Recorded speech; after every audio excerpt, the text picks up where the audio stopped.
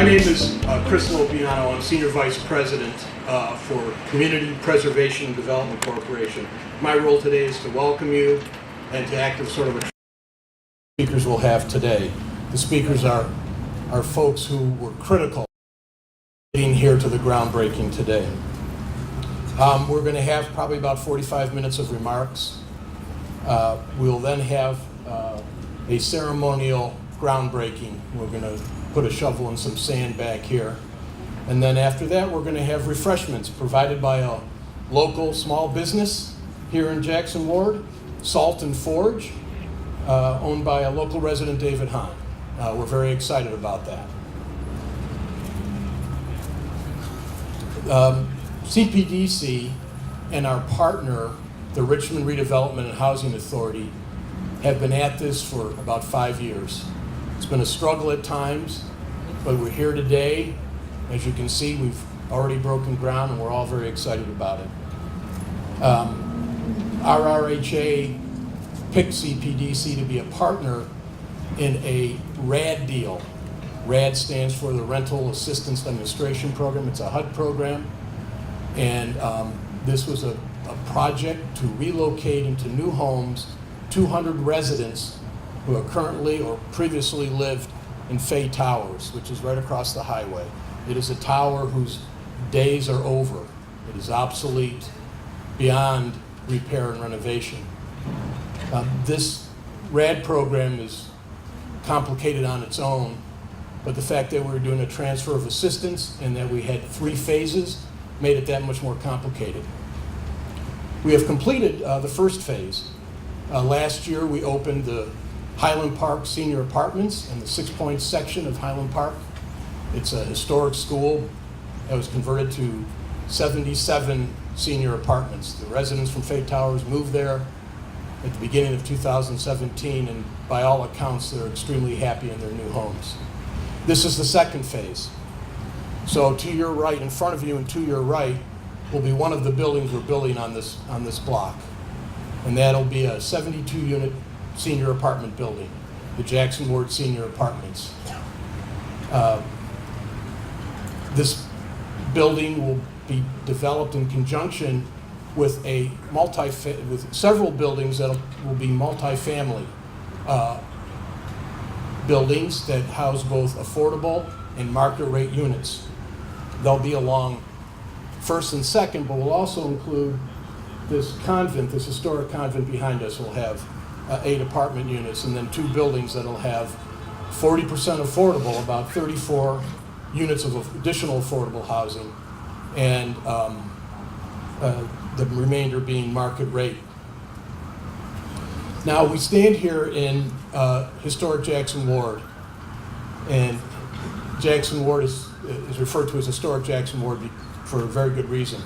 Any of you who are familiar, who have walked around this neighborhood, know it's difficult to walk more than 2 blocks here in Jackson Ward without bumping into a National Park Service placard, an historic placard announcing, celebrating the first African-American this, the first African-American hotel in Richmond, the first African-American funeral home, on and on. All through this neighborhood, there are firsts. We are building along here on First Street. There's the historic convent that we are preserving and converting to apartment units, but also there was St. Joseph's Church at the corner of First and Jackson, the Catholic Church that served the African-American community here in Richmond during the days of segregation, and then a school between the convent that educated many folks who live here in Jackson Ward, or who lived here in Jackson Ward. But perhaps more important than these religious institutions was what existed along 2nd Street, which was building after building after building, most of them housing African-American owned businesses, blacksmiths, haberdashers. On the corner here was an African-American insurance company. That building was designed by an African-American architect, the turn of the century, Charles Russell. The history on this site is very rich, and we are proud to be turning this back into productive use once again.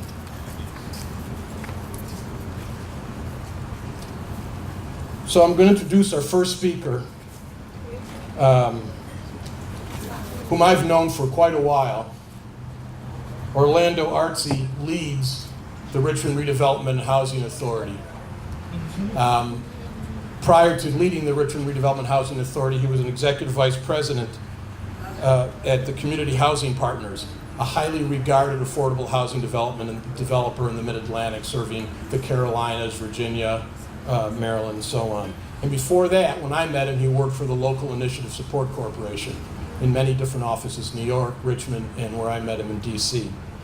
Orlando, it says in his biography, has been in this business, affordable housing and community development, for almost 40 years, which is roughly the length of time that I've been in this business. So the question I have for Orlando as I invite him up is, how come he looks so much younger than me?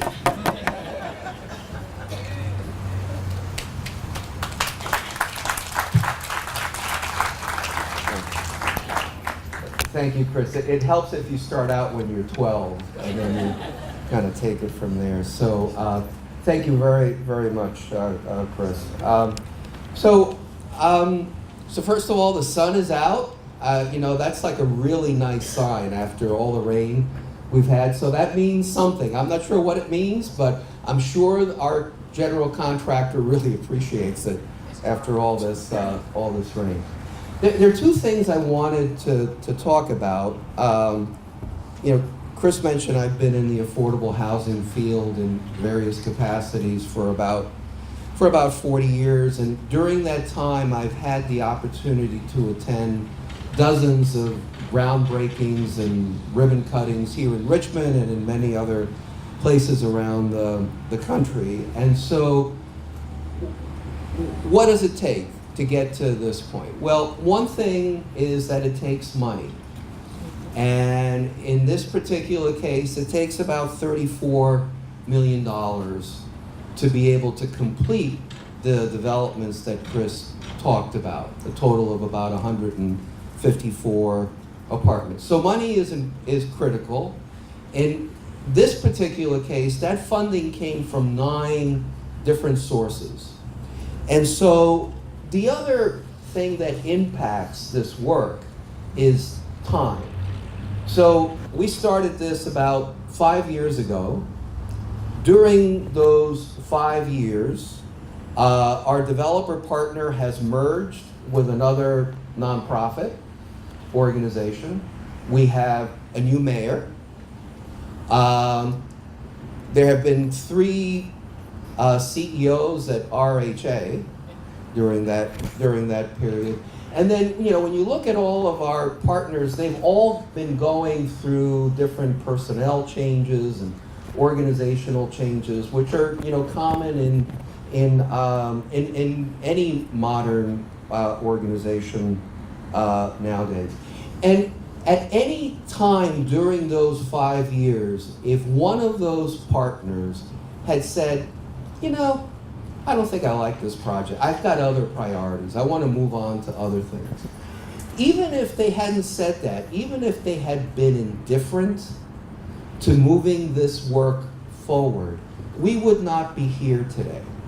So thank you to all the partners for their funding support, but just as critical is the long-term commitment that they have made to getting us to where we are today.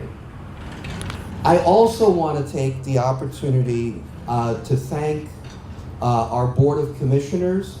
Talk about consistency and staying through this over the last 5 years. There was a vision there that was created, and they've stayed with it and supported it during that time with all the changes that have taken place. I also want to thank, at the end of the day, it takes people to move this forward, and at RHA, Marcia Davis, who's our Chief Real Estate Officer, Development Officer, and Carol Jones-Gilbert, our Chief Operating Officer, have been critical to both helping move forward with the development as well as helping with the relocation of residents at Fay Tower. The second thing I wanted to mention is, and what really makes all this worthwhile, is that this housing is going to provide a new home for 72 of our residents currently living in Fay Towers. They're all seniors, and they're going to have an opportunity to move into brand new, state-of-the-art apartments in a really vibrant community, which has been preserved. You know, as Chris pointed out, the efforts here are really helping to preserve the history and the culture of this wonderful community. So thank you all very much. RHA is very proud and happy to be part of this effort. Thank you.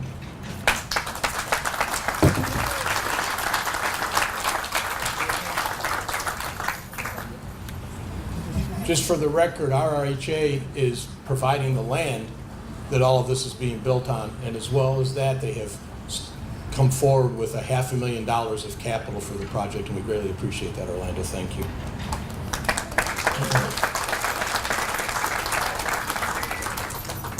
We're building in the middle of a community, and we both needed and wanted the support of the surrounding community. We spent a great deal of time meeting with the community in the form of the Jackson Ward Association. Ultimately, after negotiations and dialogue, they were very supportive of the project. And without their support, we wouldn't have received the special use permit we needed to move forward. I want to acknowledge the leadership that was provided by the Jackson Ward Association in both the past president, Marilyn Melio, and the current president,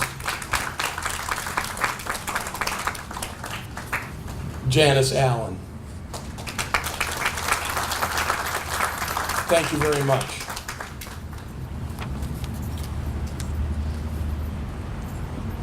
The next speaker I want to introduce is someone I've gotten to know over the last year. As Orlando mentioned in his remarks, earlier this year, CPDC affiliated with the Enterprise Community Investments. Enterprise is a national leader in affordable housing. I'm going to introduce Charlie, as we know him, Warehan, who is the president and CEO of Enterprise Community Investment. We are proud to be part of the Enterprise Community Investment family. We share with them a mission, and their mission, as they describe it, is to improve communities and people's lives by making well-designed homes affordable. And that's something that we share and are dedicated to. Charlie, in addition to be the CEO of Enterprise, is the board chairman of Bellwether Enterprise Real Estate Capital, a national mortgage banker that provides both market rate and affordable mortgage financing, and chairman of Enterprise Homes and CPDC, which are two development affiliates of Enterprise Community Investment. Under Charlie's leadership, Enterprise has grown to be the leading low-income housing tax credit syndicator in the United States. And so without further ado, I'll ask Charlie to come up.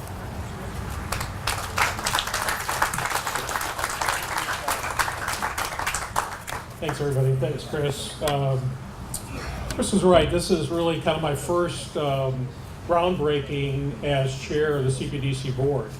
And it's a little different because from my standpoint, all the pieces that we try to do at Enterprise really do come together here when you're actually putting the people on the ground to build the projects, to make sure that they get done appropriately in the community.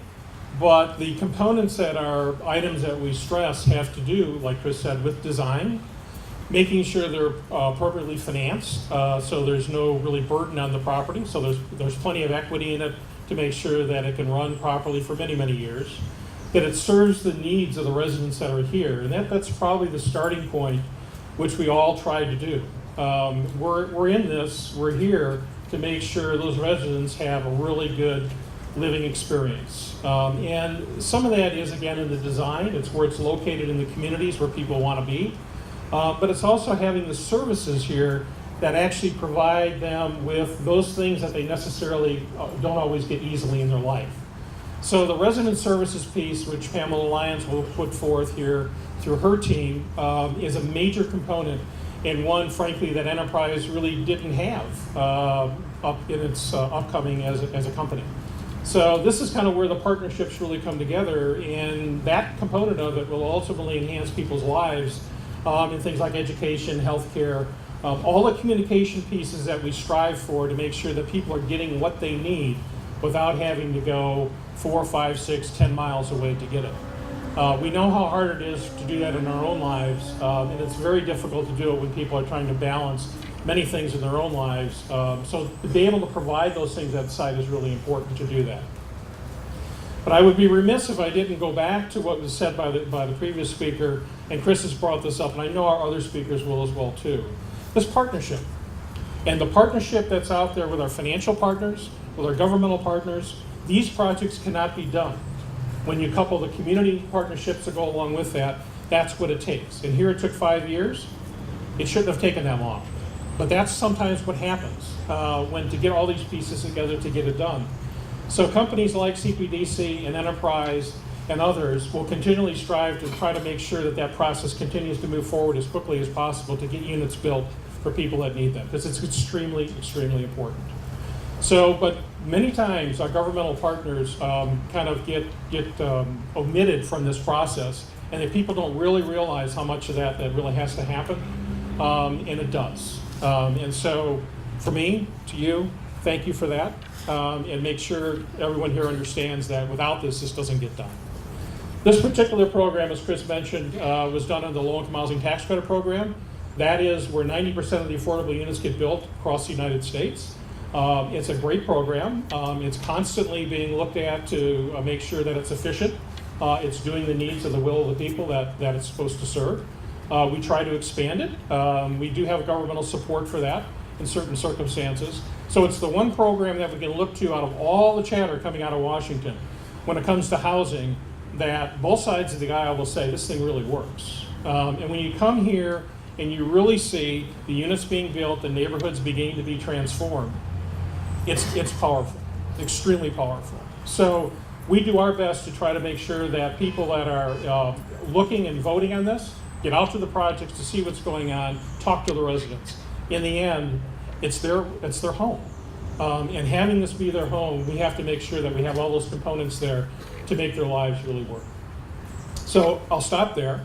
And from my standpoint, I want to thank the development team, and I know our contractors are waiting for the ground to dry out. The money will be there to complete the project, so the financial partners are there. But I can't wait to come back when we have our grand opening and see the faces of the residents that are going to live here. Thank you.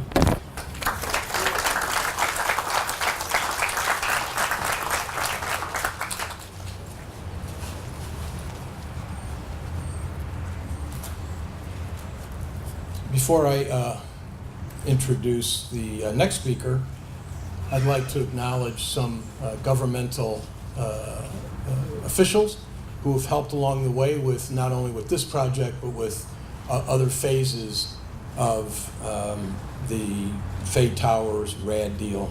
So first I'd like to acknowledge Councilwoman Ellen Robertson.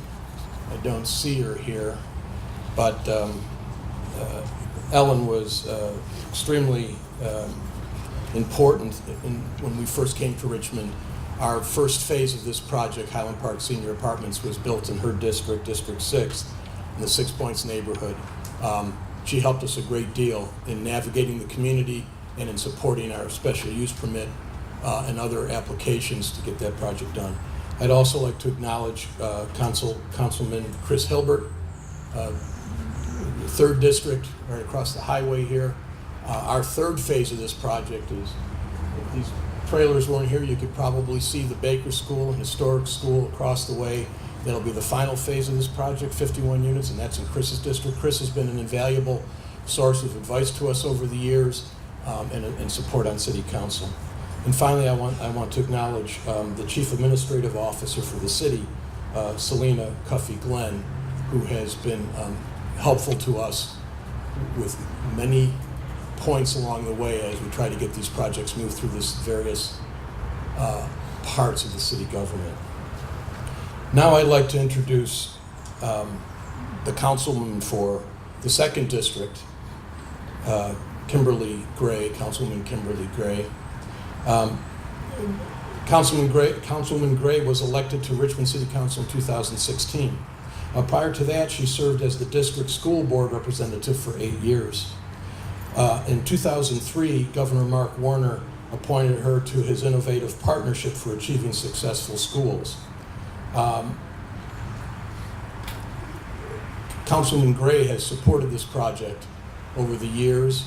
Her support and leadership on City Council was important for us getting the special use permits we needed for this project. Councilwoman Gray was educated in Richmond Public Schools, and she knows as well as anybody in this tent the Jackson Ward neighborhood.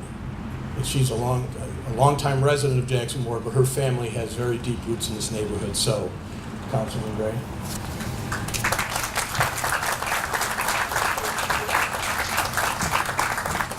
Good morning.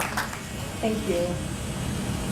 So it's really, truly a pleasure to be here today with several people that I've spent several years, the past couple of years since I was elected to council, Chris being one and Matt Engel. We spent hours together, and I just want to say your vision and your persistence have paid off, and we're finally here to this groundbreaking. We also celebrate that this project will provide 72 low-income seniors housing, which is amazing because this community embraced that. Most communities on council, I see it happen all the time, these deals get killed or scaled back to the point that they don't have the impact. So I really appreciate the leadership and my community association, the Jackson Ward community, for embracing this project. You took a few of my comments already. But I do want to say that this is full circle for me because this is my neighborhood, this is my community. My grandfather moved here from Goochland County shortly after the turn of the century. This was his home church until he died. My father attended Vanderveer. My grandfather had his blacksmith shop right around the corner from here. And my dad played at the Hippodrome with some of the greats like Duke Ellington. So this community is so rich and so ripe for this type of development because I see my neighbor who for years lived on Clay Street and pretty much was gentrified out of his family home where he was born and lived for almost 80 years. And he's a resident of Fay Towers. He's back. Welcome back to the community. I'm so glad to see you here. It is so important that these types of projects move forward and that we are able to continue on this with this progress because our neighborhoods are getting so costly and so unaffordable for residents. So it's so important. And you've made my day really being here, and I'm so excited because it broke my heart when my neighbor had to move out of his home, his family home, and I'm just going to be glad to see you walking through the neighborhood. So I think that sums up everything. I'm a little shaky this morning. I raced here from the hospital. My mom is having a procedure this morning, but this is how important today is to me that I wanted to be here to make sure that you all know how important and appreciative I am of all the hard work, all the faces out here that have made this a possibility. Thank you so much.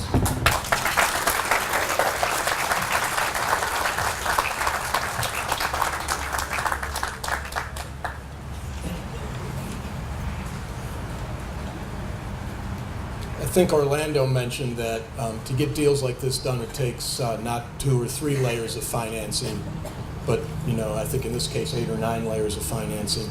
We didn't have time on the speaker agenda to have all 8 or 9 of those funders come up and make remarks, but I want to acknowledge some of them now.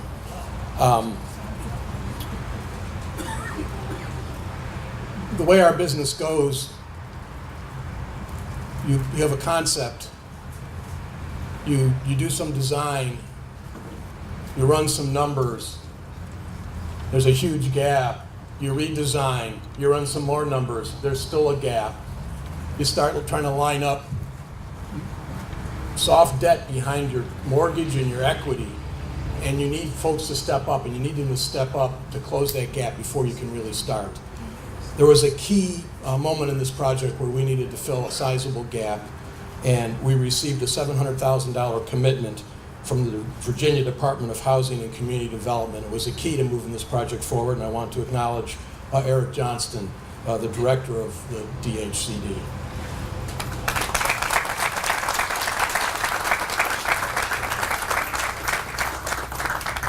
We also received a $500,000 loan from the Federal Home Loan Bank Board of Atlanta under their affordable housing program. I don't think anyone is here from Atlanta today, but we often use the AHP program as sort of the last piece to fill in and close the final gap, and we appreciate all their support here and over the years. And finally, I want to thank the Local Initiative Support Corporation, the Richmond office. I don't know if there's anybody here today from the LISC office, but when we first got here 5 years ago, we were new to Richmond, and the local LISC office, particularly Candace Street, took us under their wing and showed us around. They introduced us to the community and all the nonprofits that were working in the Highland Park neighborhood. She introduced us to the council people, to various members of the city government. She convened meetings for us. She vouched for our credibility. And then finally put her money where her mouth was and provided grant funds for us to open up our Richmond office. We greatly appreciate that support by LISC. My next introduction is the provider of the low-income housing tax credit equity. It's being provided by SunTrust Bank. But moreover, by our next speaker was critical in doing that. Steve Smith serves as a Senior Vice President of Equity Relationship and Equity Relationship Manager for SunTrust Community Capital. He's responsible for the originating, underwriting, and closing these investments. The equity in this project is a key component to getting the deal done. We've known Steve for a while because prior to going to SunTrust, Steve spent 12 years at the Enterprise Community Investment, and we did a number of deals with Enterprise with Steve as the originator, so we've known him a long time. But the important thing to say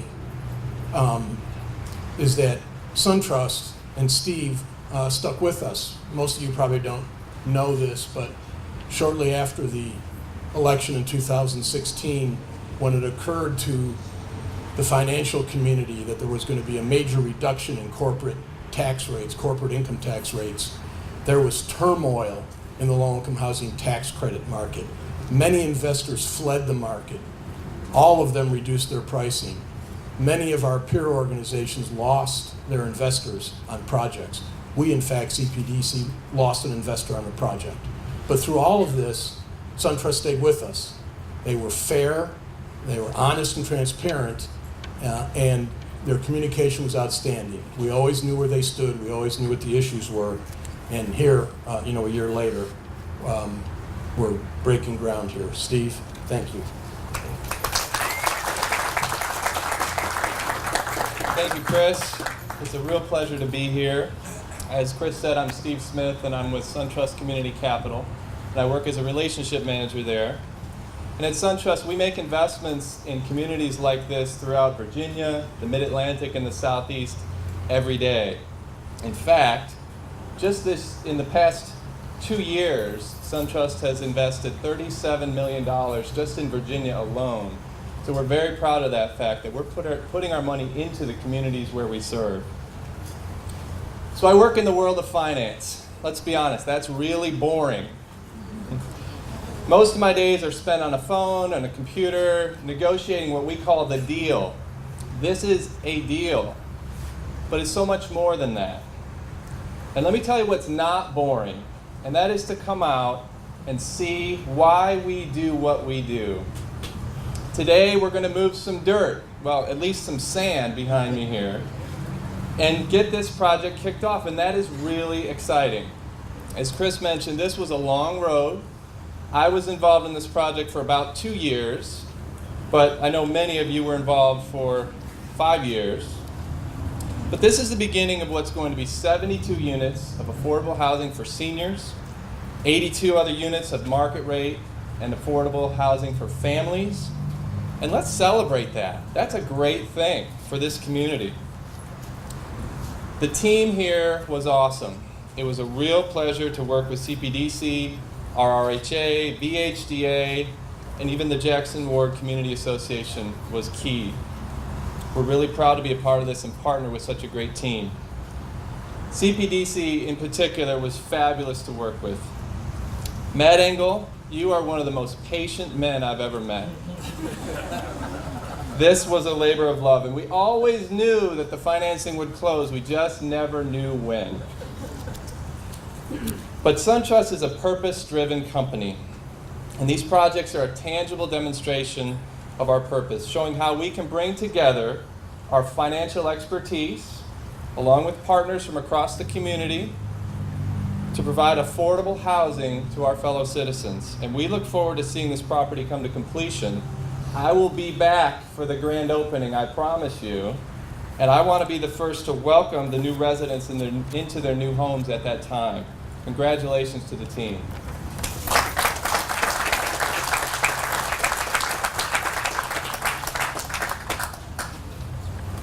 Thank you, Steve. So we've talked a lot up here today about how complex, challenging affordable housing is. No matter where you do it, this project was very challenging. The key to all of this is the mortgage financing and the equity investment. Those are the two big pieces that you have to move forward. That means in the state of Virginia, you don't do these deals unless you're working with the Virginia Housing Development Authority. And we worked long time with VHDA. VHDA provided the construction and permanent financing on both of these projects. Dale Whitty and his team worked nonstop to get this to the finish line. And they provided tax credits for both projects. And J.D. Bonderman's team also worked very hard in getting over some very difficult hurdles, including the one I mentioned earlier when the market went south. One of the reasons we were able to get where we are is because of the creativity of the tax credit staff at VHDA. It was a long haul, and I'm not going to stand up here and say there wasn't telephone conversations in which one or both parties had a high level of frustration. And there were times, I'm sure, that one or the other of us thought, well, this isn't going to get done. But I can tell you that the VHDA staff demonstrated a commitment to affordable housing. They to this project in particular, they demonstrated creativity and flexibility, and we truly wouldn't be here without much of what they have done as part of this project. So I'm going to ask, not yet, I'm going to ask Susan Dewey to represent VHDA today. Susan's been the executive director of VHDA for 20 years. During her leadership, VHDA has become one of the most highly regarded state financing agencies in the country. We've done a lot of projects with VHDA. Their professionalism is without question. I don't normally do this, but I'm going to read this before I invite Susan up here. Susan currently serves on the board of the Virginia Department of Housing and Community Development, the Virginia Local Initiative Support Corporation Local Advisory Committee, the Board of Housing, Virginia, the Virginia Commonwealth University Real Estate Circle of Excellence, the Executive Committee of the Virginia Council on Economic Education, Venture Richmond, the William & Mary Real Estate Foundation, the Virginia Chamber of Commerce, and the National Housing Conference National Advisory Council. So the question I have, Susan, do you have a couple hobbies to fill your spare time?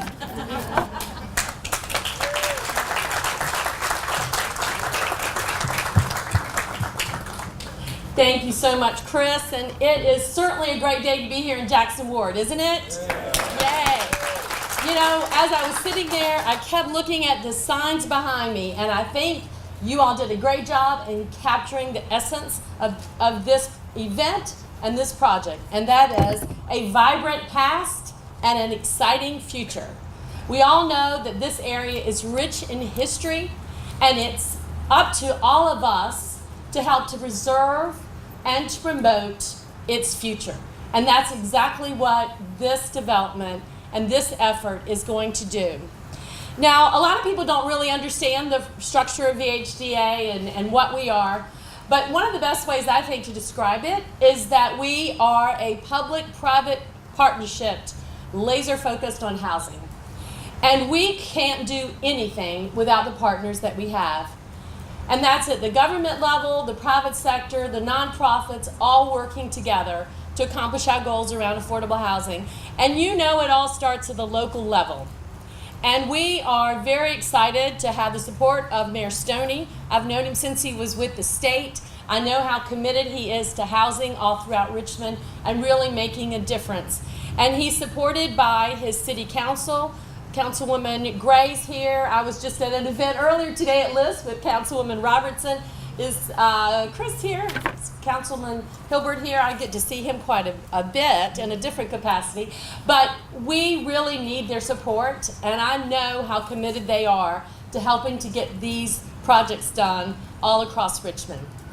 And I want to say a few words about Richmond Redevelopment Housing Authority. You know, they've had some good times and some bad times in the last year. I'm really thrilled to see Orlando Artsy and leading that effort as its current executive director, and Bob Adams, who's the board chair, and all of their staff and board members.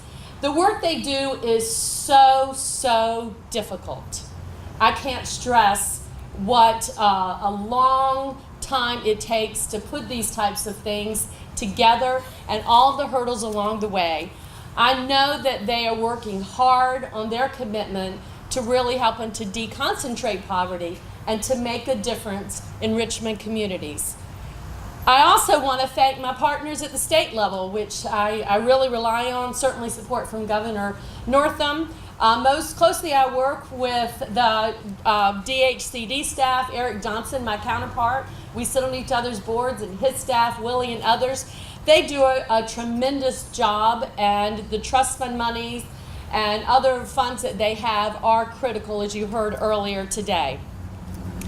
But again, we can't do this if we don't have some of the tools, and that goes up to the federal government and getting some of the important critical tools like the low-income housing tax credit program, and also I think project vouchers are going into this deal. So when you see your congressman, in this area it's McEachin, but throughout the state, thank them for that support and certainly tell them that we need even more of it.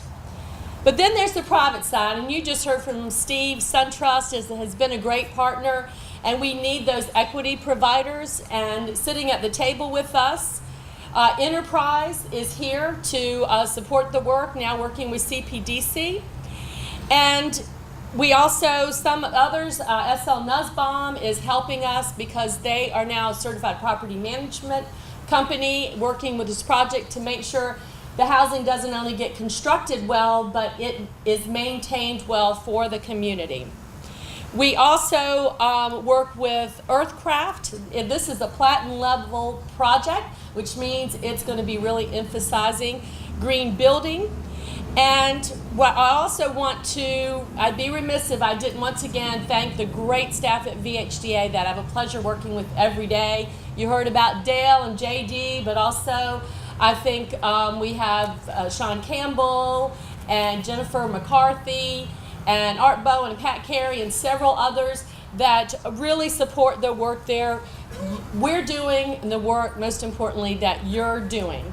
Because at the end of the day, it's not just about us getting together and celebrating. It's about the future, the people that will live in these apartments and that we'll be able to thrive in these communities going forward. So thank you for letting us be part of this team, and we really appreciate all that you do for housing.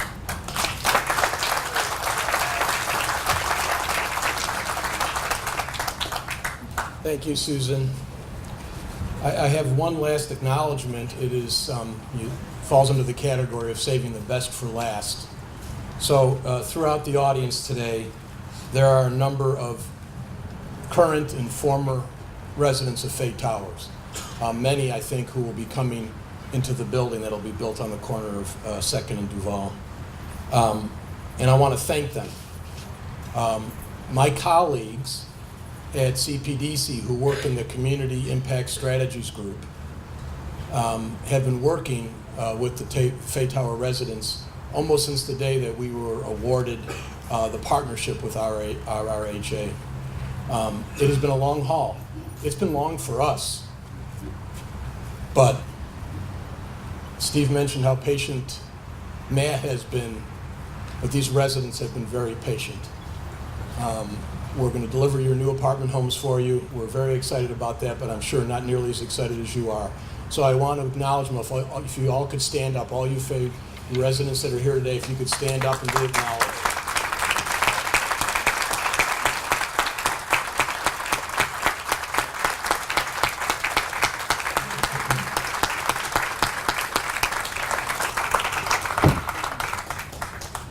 I'm going to ask Matt Engel to come up, and he's going to do some more thank yous and acknowledgments.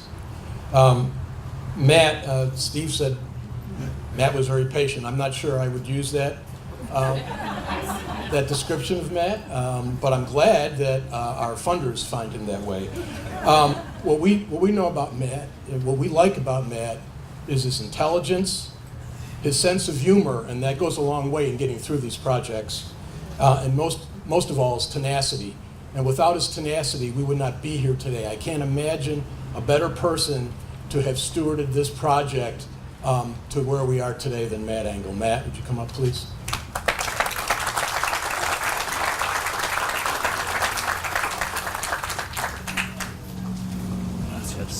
Thanks.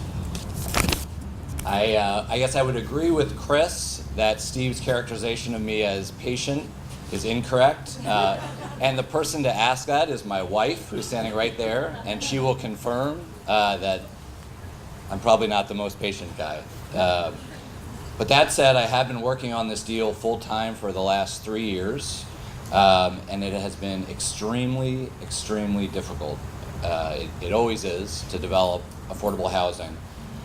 And one of the things personally I reflected on when I hit a roadblock was my own grandmother, Tilly Engel, who's no longer with us. She lived in affordable housing at the end of her life. And I guarantee you that me and my family would be happy to put her into the homes that we're building here, without question. So that sort of kept me motivated as we hit these different roadblocks.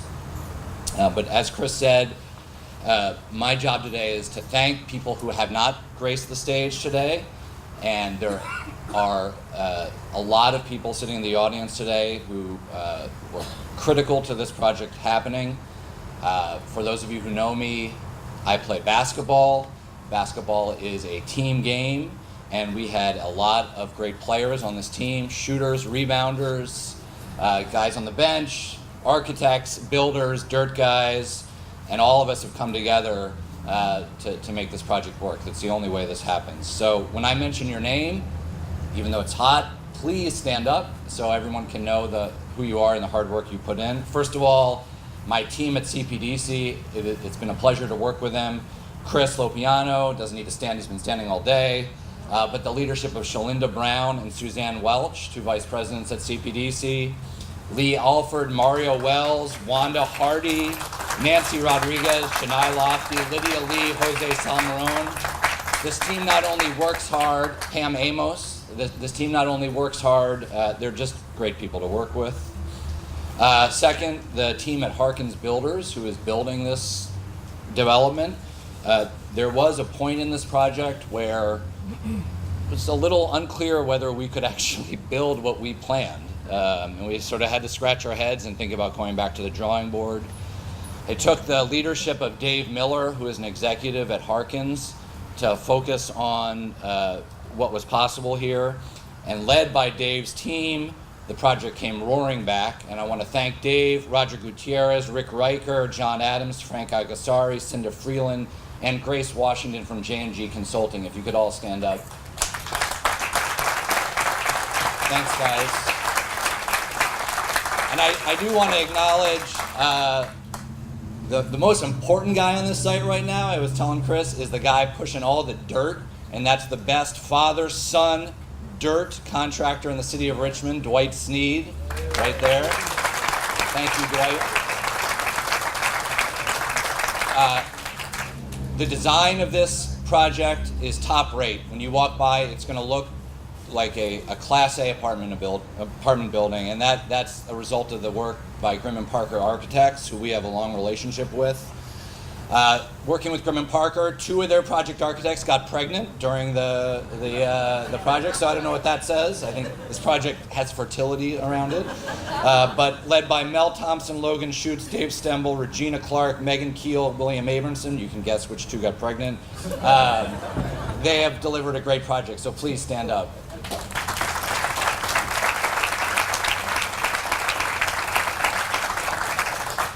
Fourth, I want to acknowledge our owner's representative, Mike Hopkins. We are not based in Richmond. We have an office here, but we are based in Silver Spring, Maryland. That's where I work every day.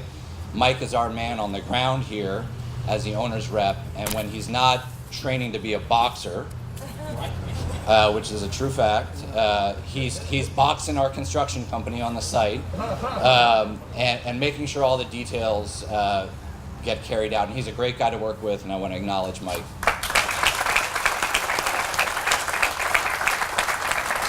Finally, the last person I want to acknowledge is Jennifer the Fixer Mullen.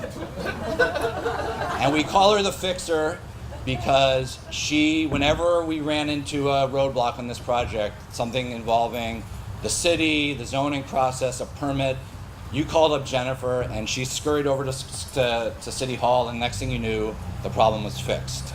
So she is from the law firm of Roth Jackson. She's with her law partner, Mark Cronenthal, and she just led a very complicated process with grace and patience, and I want to acknowledge her. And thank you all for coming. Thank you very much.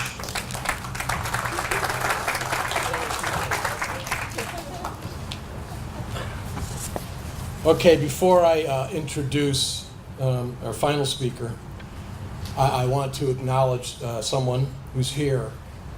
This project, and in fact, all the projects that we have done at CPDC over the last, more than a decade, 12 years, I think, would not have been possible without the leadership, support, and creative thinking of our CEO and president, Mike Pitchford. Mike, would you raise your hand?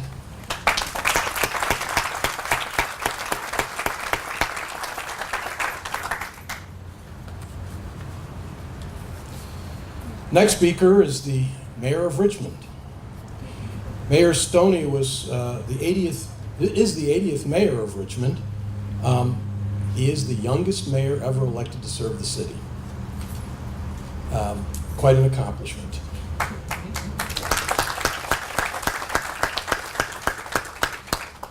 He was raised in Virginia. He attended Virginia Public Schools, and he put in his own bio that he grew up on the free and reduced lunch program. I think that's formative in what you'll hear else about him today. He graduated from James Madison University and then moved to Richmond and began a career in public service. The mayor initiated several long-term improvement projects aimed at building one Richmond. His first budget doubled support for the Office of Community Wealth Building, and his most recent budget included $150 million for new school construction. That's much needed throughout the city. He was named Politico Rising Star last year. I think that that is well deserved. For us, the most important thing about the mayor is his recent commitment to develop or to foster the development of 1,500 new affordable housing units in the city of Richmond over the next 5 years. We applaud and appreciate this leadership. We are here to help. We envision a long relationship with the city in helping them achieve their affordable housing goals. This project here is 106 affordable units. We have 3 other affordable projects in the pipeline in Richmond, another couple hundred affordable units to be developed, so we look forward to working with you for years to come. But I want you also to know that our commitment is beyond affordable housing.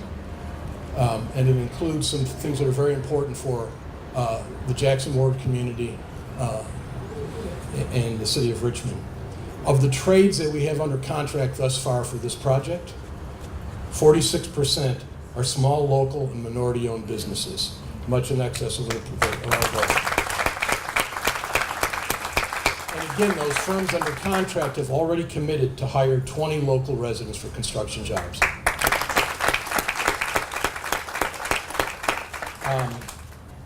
Thanks everyone for coming. I'm going to invite the mayor up to bring us home. And then please stick around for the food from the local restaurant.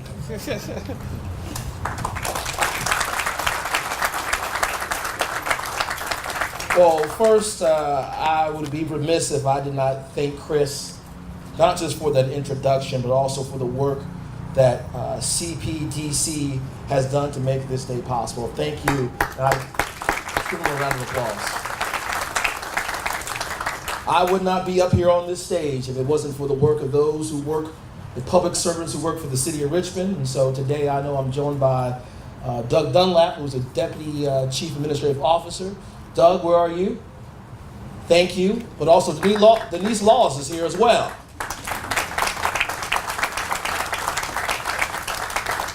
And I know, Chris, you recognized our friends at Fay Towers. Mrs. Pack is with us today as well. I would be remiss if I didn't recognize them as well. The resilient residents of Fay Tower. They have demonstrated the ability to bend, but not to break. And they are not broken. Today is a new day for our future. My administration, back in January 2017, was left to answer the central question of how do we expect our residents to thrive if they are left in neighborhoods where they're just surviving? That's our central question. And today is about what can happen when we can work together in public and private and nonprofit partnerships. Today is about taking another step in our goal to provide affordable housing and mixed income housing in this city. And doing it right here in historic Jackson Ward, which was the hub of commerce here and culture in the South, and entertainment right here in the city of Richmond. And we know it can be that once again.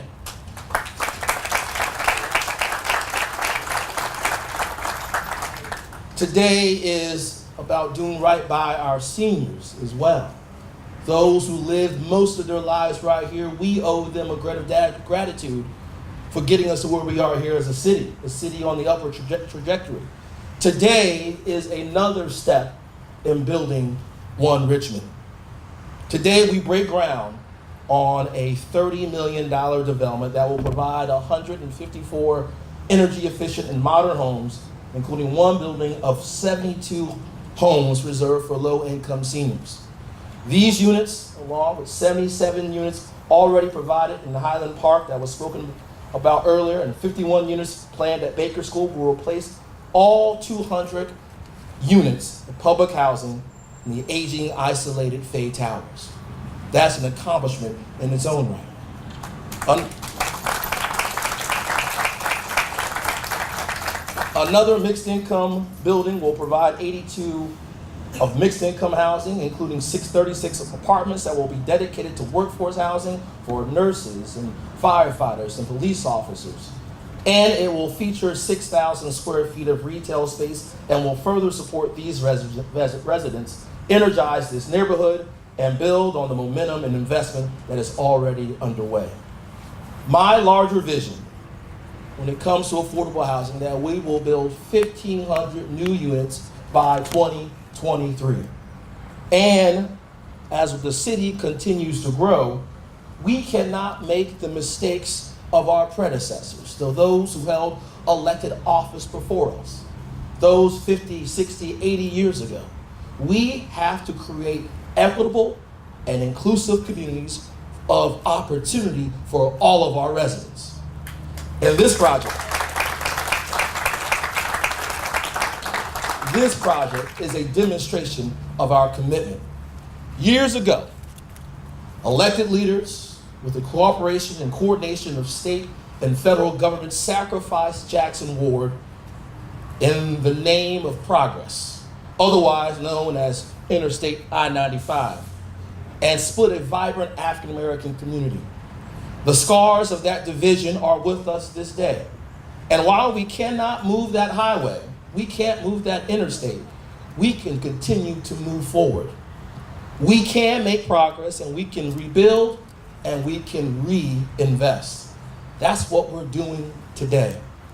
This time, your city, your state, through the Virginia Housing Development Authority, along with private investment from SunTrust to RRHA, our nonprofit partner CPDC, are making something happen right here in the city of Richmond.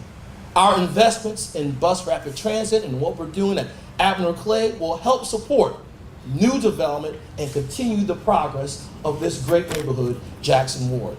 Shovels in the ground mean jobs.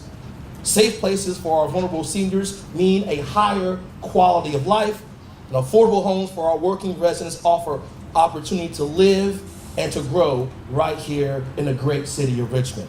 So I am forever grateful to all who have worked to make this day possible, and I look forward to the continuation, the rebuilding process, and the restoration of one of Richmond's greatest neighborhoods, the neighborhood of historic Jackson Ward. Thank you so much. And let's break some ground. Any trouble?